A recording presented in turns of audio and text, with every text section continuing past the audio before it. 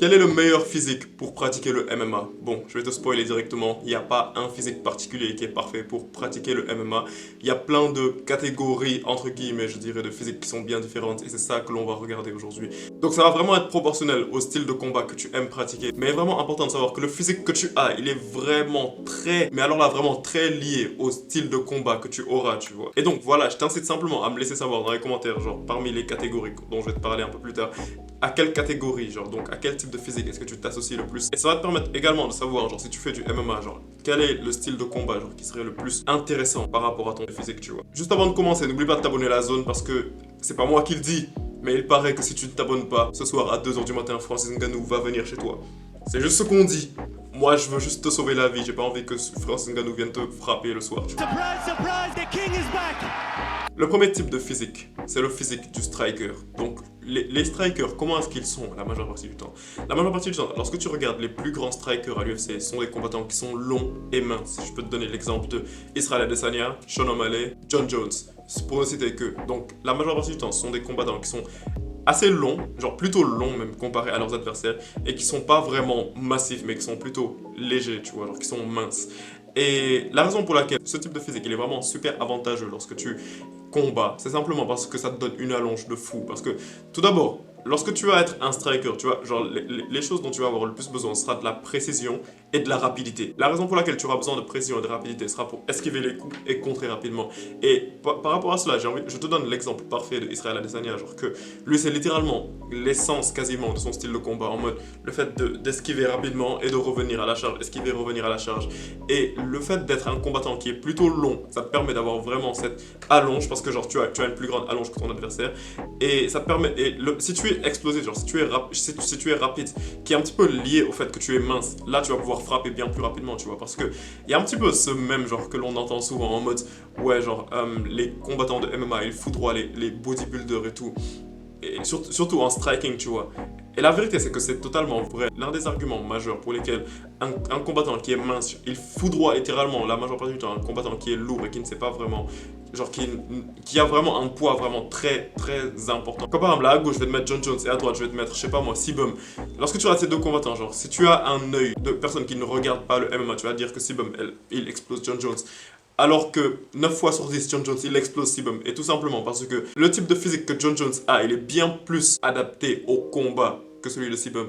Et la raison importante pourquoi il est important d'être mince si tu as envie d'être un bon striker. Bon après, comme je te le dis, il y a genre pour toutes les catégories dont on va parler, il y aura bien évidemment toujours des exceptions. Mais la majeure partie du temps, lorsque tu as vraiment envie d'être un bon striker, c'est avantageux d'être mince. Bon après, je dis mince, mais genre je parle pas de super mince, tu vois. Mais être suffisamment musclé et assez sec, tu vois. Et la raison pour laquelle c'est bien d'être sec lorsque tu es un striker, c'est parce que ça va te permettre d'avoir des mouvements rapides. La raison pour laquelle je dis que ça va avoir des mouvements rapides, c'est que si on retourne dans la comparaison rapide que l'on avait fait entre les bodybuilders et les combattants, il est important de voir que les bodybuilders, genre vu qu'ils ont beaucoup de muscles, dans ton corps, genre dans tes muscles en tant que tel, il y a ce que l'on appelle l'acide lactique. Et le plus tu as de muscles, le plus tu es volumineux, le plus ton corps il va avoir besoin de dépenser de l'énergie et donc de dépenser de l'acide lactique afin de pouvoir faire bouger tes muscles et tout. Alors que c'est un combattant qui est bien sec et long, un petit peu comme un John Jones, un Adesanya ou un Sean O'Malley. Là, littéralement, genre tu n'auras pas vraiment besoin de tant d'énergie que ça, tu n'auras pas vraiment besoin de brûler de l'acide lactique afin de faire des mouvements et tout, tu vois. Et donc là, ça va faire que, c'est ça qui fait en sorte, je veux dire, que les combattants genre qui sont des strikers longs et minces, ils sont super rapides. Et genre, lorsque tu les vois se battre, genre, ils ont souvent une certaine fluidité, genre, dans leur style de combat. C'est un petit peu la raison pour laquelle, lorsque tu regardes un combattant comme un Anderson Silva, lorsque tu le voyais se battre, on dirait qu'il dansait à un certain niveau, tu vois. Littéralement, il était là, il se battait contre son adversaire, après, genre, avec tous ses mouvements de tête et tous ses déplacements, on dirait littéralement qu'il était en train de danser. Mais simplement parce que il se sentait léger et parce qu'il avait l'un des meilleurs physiques pour être un combattant de MMA, pour être un bon striker. Également, il y a un truc qui était intéressant à voir, c'est que même si tu regardes l'exemple d'un combattant comme Sean O'Malley, il avait dit que lorsqu'il avait commencé le kickboxing, il avait 16 ans, mais directement, bien évidemment, il n'avait pas encore la technique absolue ni rien. Mais il se rendait compte que, vu le type de physique qu'il avait, il avait déjà une certaine facilité afin de pouvoir bien se déplacer, de pouvoir placer quelques coups. Ça qui faisait genre qu'il réussissait parfois à mettre au tapis genre des combattants qui avaient bien plus d'expérience que lui. Et donc oui, en gros, le physique ça compte vraiment beaucoup lorsque tu es un combattant de MMA, tu vois. Surprise, surprise, the king is back! Bon, je t'ai parlé des strikers, la suite logique c'était de te parler des lutteurs. Donc le deuxième type de physique, c'est celui du lutteur. Donc le physique du lutteur, il est vraiment intéressant à évaluer. Parce que les lutteurs, la majeure partie du temps, sont des combattants qui sont plutôt courts de taille et qui sont musclés, mais genre vraiment musclés, tu vois. Et lorsque tu regardes, la majeure partie du temps, ils ont un tout petit coup. Et la raison pour laquelle les lutteurs, ils sont majoritairement enclins à avoir un physique de cette sorte, c'est que la majeure partie du temps, ce qui est intéressant à savoir, c'est que les lutteurs sont des combattants genre qui ont pris ce sport depuis un très jeune âge, tu vois. Et donc ça fait que au fur et à mesure, ils ont vraiment dû s'entraîner genre à la lutte en tant que tel. Et le fait de s'entraîner, et lorsque tu t'entraînes à la lutte, il va falloir que tu aies une certaine masse musculaire, parce que la raison pour laquelle il faut que tu aies une certaine masse musculaire dans la lutte, c'est parce que là je parle pas du jiu-jitsu ou genre des autres styles de lutte, mais je parle vraiment de la lutte en tant que telle, genre comme la lutte dagestanaise ou bien la lutte américaine. La raison pour laquelle il faut que tu sois musclé, c'est parce que la majeure partie du temps, il va falloir que tu appliques une certaine pression sur ton adversaire. Il va falloir que tu mettes ton poids sur ton adversaire afin de pouvoir être en mesure de l'exténuer. Ou bien également, il va falloir que tu aies vraiment de la force et de l'explosivité pour pouvoir soit faire des roulades, des genres de galipettes et tout, ou bien simplement prendre un adversaire et le jeter, lui faire une souplex, des trucs comme ça. Donc pour la lutte, genre, ça te demande vraiment de la force physique pure, tu vois. Donc là, c'est pas vraiment genre comme si tu veux être un striker où là, t'as vraiment besoin de précision ni rien. Là, t'as vraiment besoin de force, tu vois. C'est pour ça que la majeure partie du temps, genre, les lutteurs sont des combattants qui sont vraiment, je vais pas vraiment dire lourds, mais qui sont vraiment massifs, tu vois. Et donc, souvent, lorsqu'ils sont petits de taille, génétiquement, genre la génétique, ça n'importe pas vraiment trop dedans. Mais lorsqu'ils sont petits de taille, genre, c'est pour ça qu'ils ont vraiment l'air chétifs et vraiment très buff.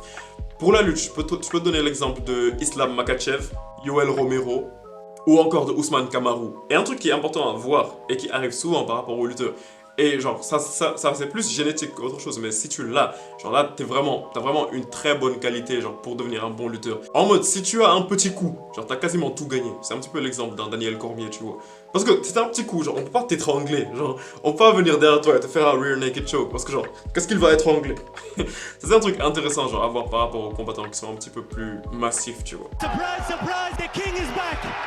On a parlé des strikers, des lutteurs, et maintenant on va parler de l'entre-deux. Parce que ça, j'hésitais à en faire une catégorie totalement à part, mais oui, genre il y a quasiment une catégorie à part. Parce qu'il y a vraiment plein de combats, genre de combattants, pardon, je veux dire, qui sont vraiment des hybrides, qui sont entre le premier et le deuxième type de corps. Donc, je peux te donner l'exemple de Alexander Volkanovski ou bien également de Ilia Topuria.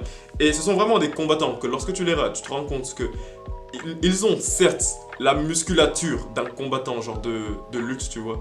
Mais ils sont également pas trop musclés, genre jusqu'à en arriver au point où ils seront lents en striking, tu vois. Et ça, je me demande si c'est pas l'un des styles de combat les plus ultimes en fait. Parce que ce sont des combattants qui arrivent à manier les deux arts, tu vois. Genre, ce sont des combattants genre, qui vont pouvoir striker avec toi, mais à la moindre ouverture, te prendre un takedown et t'amener au sol, tu vois. Et vraiment te mettre leur poids dessus, tu vois.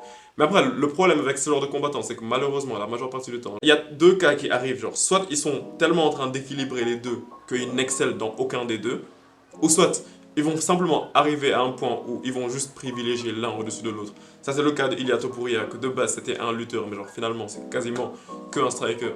Mais après, si tu arrives à manier les deux en même temps, genre tu deviens quasiment genre tu deviens presque un GOAT, tu vois. Ça c'est un petit peu le cas de Alexander Volkanovski, par exemple. Surprise, surprise, the king is back! Et puis enfin, la dernière catégorie, ce sont les mastodontes. En fait, je voulais dire les gros, mais je pense pas que YouTube va trop aimer que je dise les gros. Donc, on va dire les mastodontes, tu vois.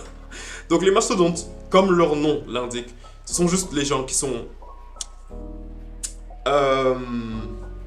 YouTube n'aimerait pas que je dise ce mot, mais je pense que t'as vu ce que je veux dire, tu vois. Ce sont les gens qui sont un petit peu en surpoids, tu vois. Bon, pas qu'un peu, si on se dit la vérité, genre ils sont pas vraiment que un peu en surpoids. Là, ce sont des combattants un petit peu comme Daniel Cormier, Tai Tuivasa, Derek Lewis. Ce sont vraiment des combattants qui sont massifs, tu vois, mais genre qui arrivent à utiliser leur poids à leur avantage. L'exemple parfait par rapport à cela, c'est Chris Barnett, parce que lorsque tu vois Chris Barnett, t'as l'impression que ce serait un gars que tu pourrais voir, je sais pas moi, au Burger King ou au McDonald's, n'importe où. Genre que tu pourrais croiser dans la rue et le juger en mode ouais, toi tu t'entraînes jamais, genre il serait temps que tu poses la cuillère et que tu commences à t'entraîner. Très grave erreur. Parce que Chris Barnett, c'est littéralement le genre de combattant genre qui peut venir et te lancer un spinning back kick en une seconde qui peut venir faire des backflips et tout.